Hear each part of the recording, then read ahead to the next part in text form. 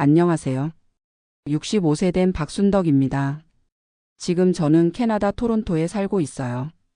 혼자 살고 있고 아들 하나 있는데 39세예요. 며느리는 캐나다 사람이고 손자 손녀가 둘 있습니다.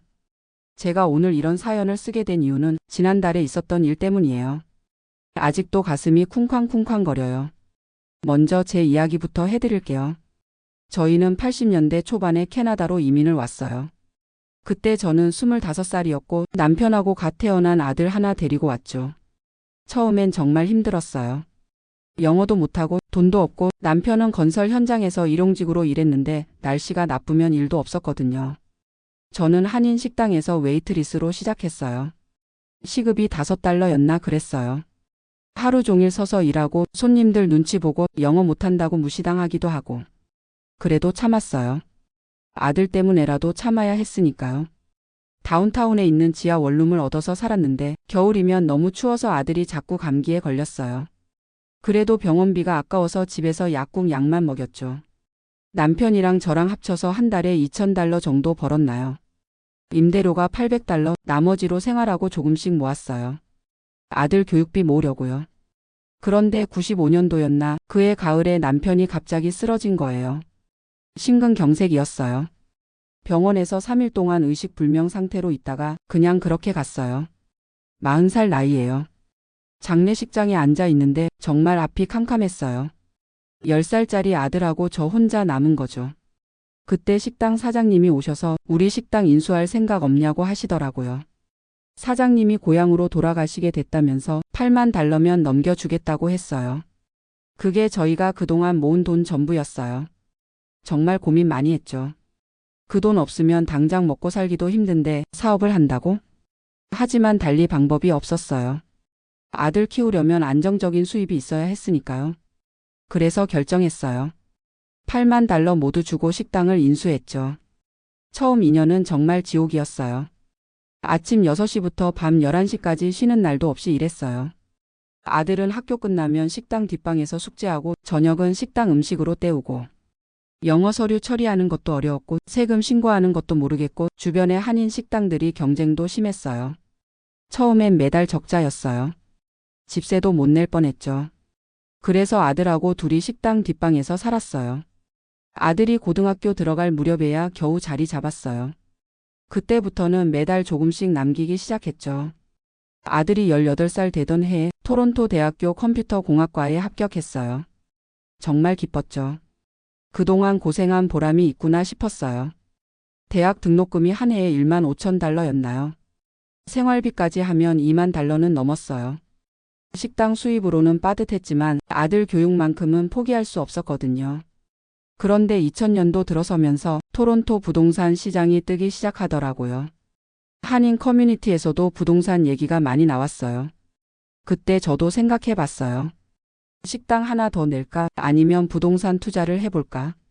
식당을 확장하면 수익은 더 클 텐데 위험도 크잖아요. 하지만 부동산은 안정적일 것 같았어요. 아들이 대학교 마지막 학년이던 2002년에 결정을 내렸어요. 스카버러 지역에 있는 작은 콘도를 하나 샀어요. $250,000였어요. 식당에서 모은 돈하고 은행 대출 받아서 샀죠. 처음엔 무서웠어요. 빚이 $200,000가 넘었거든요. 하지만 세입자를 구해서 월 $1,500의 임대를 줬어요. 모기지 이자하고 관리비 빼고도 조금 남았죠. 아들은 대학 졸업하고 바로 IT 회사에 취직했어요. 연봉이 $70,000였나요?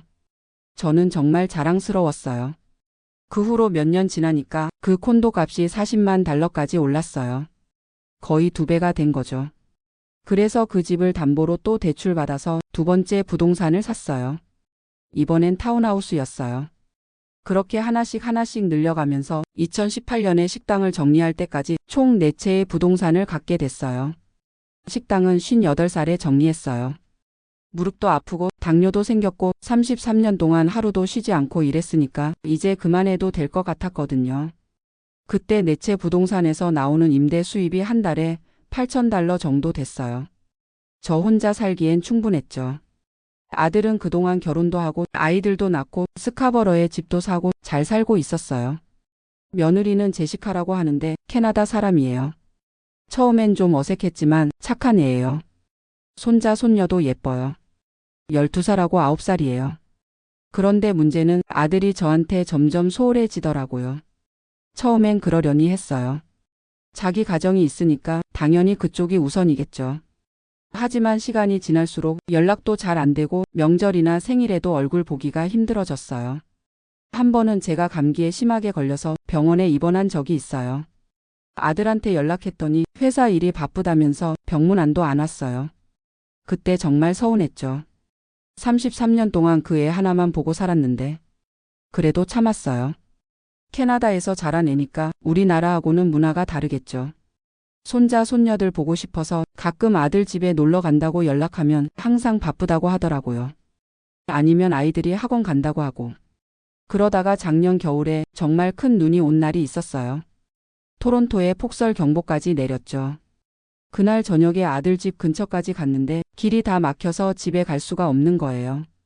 차도 눈에 파묻혀 있고. 할 수 없이 아들한테 전화했어요. 오늘 하루만 재워달라고요. 그런데 아들이 뭐라고 했는지 아세요? 지금 집에 손님이 와 있어서 곤란하다고 근처 호텔에서 자라고 하더라고요. 그 순간 정말 가슴이 무너지는 것 같았어요. 33년 동안 그 애 하나 키우려고 제 인생을 다 바쳤는데 하룻밤 재워달라는 것도 거절하다니. 그날 호텔에서 밤새 울었어요. 이렇게 키운 내가 바보였나 그런 생각만 들더라고요. 그 후로 몇 달 동안 정말 힘들었어요.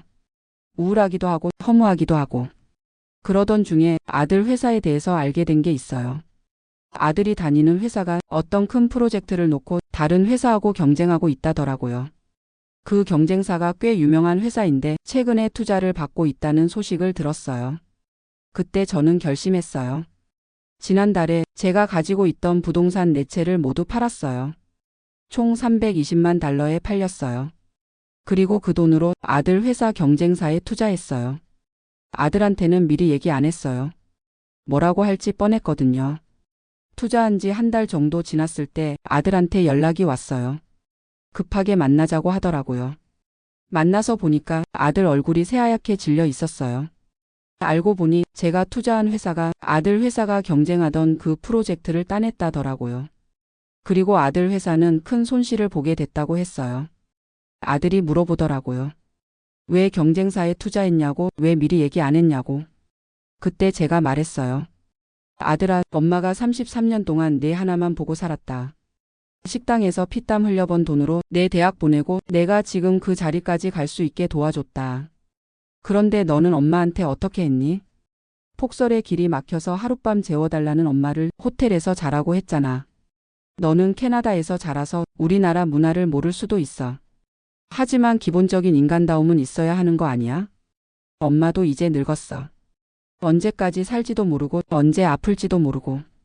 그런데 내가 그렇게 나온다면 엄마도 내 갈 길 가겠다. 아들이 그제서야 울기 시작하더라고요. 엄마 미안하다고, 잘못했다고. 그러면서 갑자기 주저앉더니 의식을 잃었어요.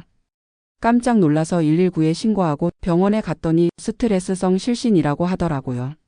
몇 시간 후에 깨어나서 아들이 또 울면서 사과했어요. 그동안 자기가 너무 이기적이었다고, 엄마 마음을 몰랐다고. 저도 그때야 마음이 좀 풀렸어요.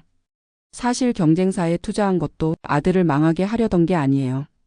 그냥 한번 깨달았으면 좋겠다는 마음이었거든요. 다행히 아들 회사가 망한 건 아니고 프로젝트 하나 놓친 거예요. 회사는 계속 잘 돌아가고 있어요. 그 후로 아들이 많이 달라졌어요. 일주일에 한두 번은 꼭 연락하고 주말에는 손자, 손녀들 데리고 놀러 와요.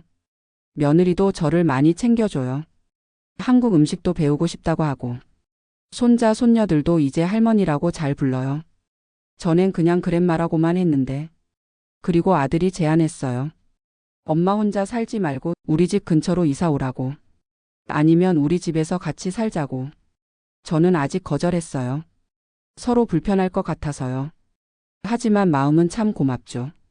지금 생각해보면 제가 너무 극단적으로 행동했나 싶기도 해요. 하지만 다른 방법으로는 아들이 깨닫지 못했을 것 같아요. 이민 1세대로 살면서 정말 많은 것을 포기했어요. 친구도 없고 취미도 없고 오직 아들 하나만 보고 살았거든요. 남편 없이 혼자서 아들 대학 보내고 결혼시키고 손자 손녀까지 보게 됐는데 정작 아들은 저를 남처럼 대하더라고요. 캐나다에서 자란 2세들은 부모 부양 의무 같은 걸 잘 모르는 것 같아요. 18살 되면 독립하는 게 당연하다고 생각하고 부모는 부모대로 알아서 살라고 생각하죠. 하지만 그래도 기본적인 정은 있어야 하는 거 아니에요? 폭설에 길이 막혀서 하룻밤 재워달라는 엄마를 호텔에 가라고 하다니. 그때 정말 마음이 아팠어요. 이렇게 사는 게 맞나 싶었죠. 부동산도 결국은 아들 주려고 모은 거였는데 그 아들이 저를 그렇게 대한다면 굳이 물려줄 이유가 없잖아요. 그래서 과감하게 결정한 거예요. 모든 부동산을 팔아서 아들 회사 경쟁사에 투자한 거죠. 투자한 회사는 정말 좋은 회사예요. 젊은 창업자들이 운영하는데 기술력도 좋고 성장 가능성도 높아요. 제가 투자한 320만 달러로 그 회사가 큰 프로젝트를 따낼 수 있었고 지금은 회사 가치가 많이 올랐어요. 저도 투자 수익을 좀 봤죠. 아들한테 혼내주려던 게 결과적으로는 좋은 투자가 된 셈이에요. 아들도 이제는 이해하는 것 같아요. 엄마가 왜 그랬는지, 엄마 마음이 어땠는지. 요즘에는 손자 손녀들이 할머니 집에서 자고 가고 싶다고 해요.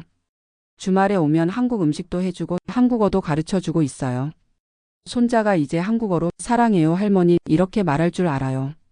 그럴 때 정말 기뻐요.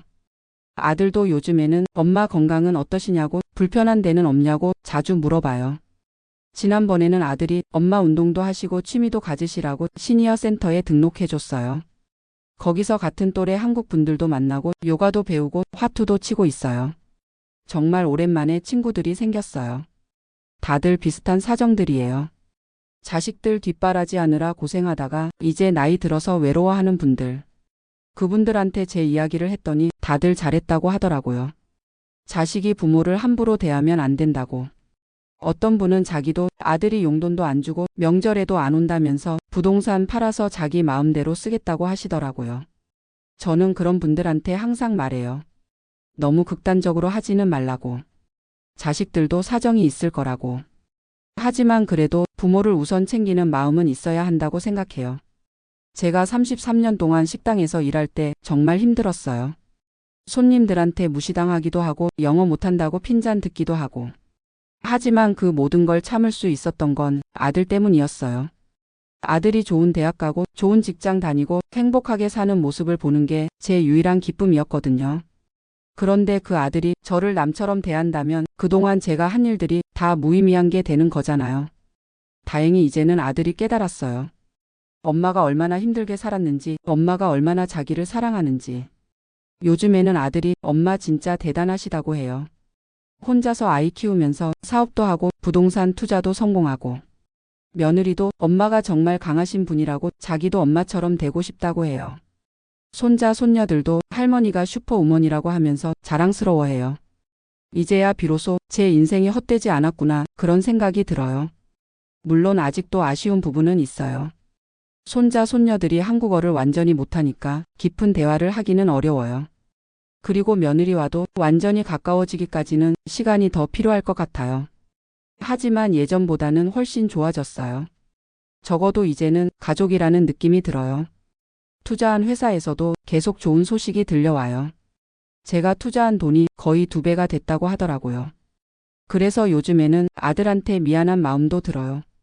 처음엔 혼내주려고 한 일인데 결과적으로는 제가 더 이익을 본 셈이니까요. 하지만 아들은 엄마가 현명한 투자를 했다고 오히려 자랑스러워해요. 그리고 회사에서도 그 일로 인해서 더 분발하게 됐다고 오히려 좋은 자극이 됐다고 하더라고요. 이제 65세가 됐는데 앞으로 얼마나 더 살지 모르겠어요. 건강한 편이지만 당뇨도 있고 무릎도 아프고. 하지만 이제는 마음이 편해요.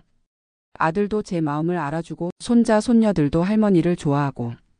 요즘에는 새로운 꿈도 생겼어요. 손자 손녀들하고 한국 여행을 가는 거예요. 한국 가서 할머니 고향도 보여주고 한국 문화도 체험시켜주고 싶어요. 아들도 찬성한다고 해요.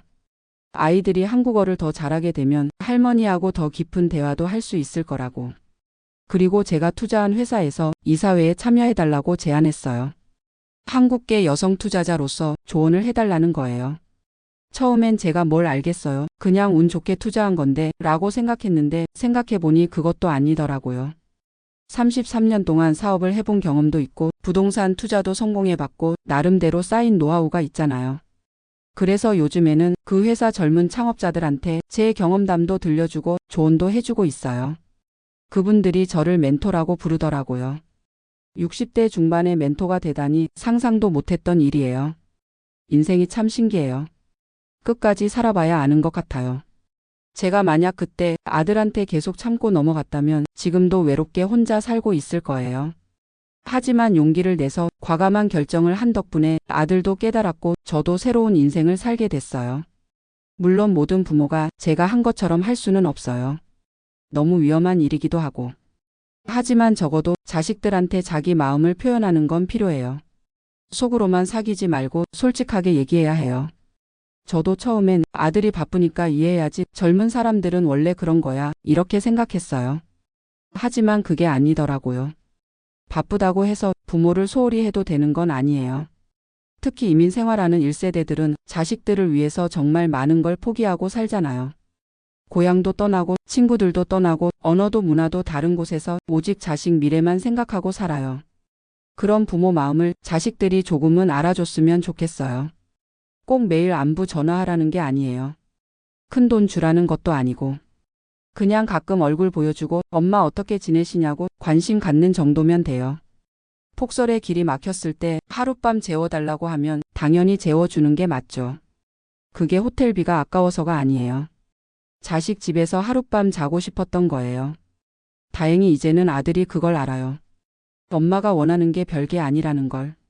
그냥 가족으로 대해달라는 거였다는 걸. 요즘에는 손자 손녀들이 할머니 집에 놀러 오면 제가 어릴 때 이야기도 해줘요. 한국에서 어떻게 살았는지, 캐나다에 와서 어떻게 고생했는지. 처음엔 아이들이 잘 모르겠다고 했는데 자꾸 얘기해 주니까 이제는 관심 갖더라고요. 할머니가 정말 대단하다고, 할머니 덕분에 자기들이 지금 여기서 살 수 있는 거라고. 그런 말 들을 때 정말 보람을 느껴요. 그동안 힘들었던 것들이 다 의미가 있었구나 싶어요. 앞으로도 건강이 허락하는 한 손자 손녀들 곁에서 할머니 역할을 잘하고 싶어요. 한국 문화도 가르쳐주고 인생 선배로서 조언도 해주고. 그리고 제가 투자한 회사를 통해서 다른 젊은 창업자들도 도와주고 싶어요. 제 경험이 누군가에게는 도움이 될 수 있으니까요. 무엇보다 아들과의 관계를 계속 잘 유지하고 싶어요. 이제야 진짜 가족이 된 것 같은데 이 관계를 소중히 지켜나가야죠. 때로는 갈등도 있을 거예요. 세대가 다르고 자란 환경이 다르니까. 하지만 이제는 서로 대화할 수 있어요. 문제가 생기면 숨기지 말고 솔직하게 얘기하기로 했거든요. 저도 아들한테 무리한 요구는 안 할 거예요. 아들도 저를 소홀히 대하지 않을 거고. 그렇게 서로 배려하면서 남은 인생을 행복하게 보내고 싶어요. 마지막으로 비슷한 상황에 있는 분들한테 말씀드리고 싶어요. 자식들이 서운하게 행동할 때 무조건 참기만 하지 마세요. 자기 마음을 표현하세요. 물론 저처럼 극단적으로 할 필요는 없지만 최소한 대화는 해보세요. 그리고 자식들한테만 의존하지 마세요. 자기만의 삶도 있어야 해요. 취미도 갖고 친구도 사귀고 새로운 도전도 해보세요. 저도 65세에 회사 이사회 참여하게 될 줄 꿈에도 몰랐어요. 나이가 들어도 새로운 일은 얼마든지 시작할 수 있어요. 가장 중요한 건 자기 자신을 소중히 여기는 거예요.